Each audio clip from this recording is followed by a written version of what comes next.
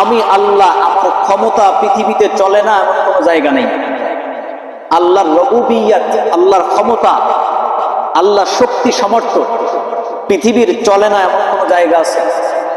হ্যাঁ, ঈমানের থেকে অনেক কোন জায়গা, কোন ফাঁকা জায়গা 1 ইঞ্চি না, হাফ ইঞ্চি না, জাররা পরিমাণ সরিষার দানা রাখা যায় এমন জাররা পরিমাণ জায়গা আছে যেই জায়গাটায় আমার আল্লাহর ক্ষমতা চলে না? কথা বলেন, নাই। আজরাইল যাইতে পারে না এমন কোন জায়গা আছে?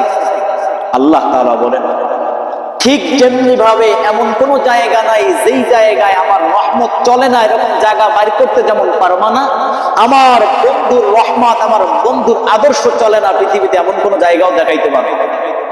আমি ঠিক পুরা জগতের জন্য নবী করে পাঠাইলাম।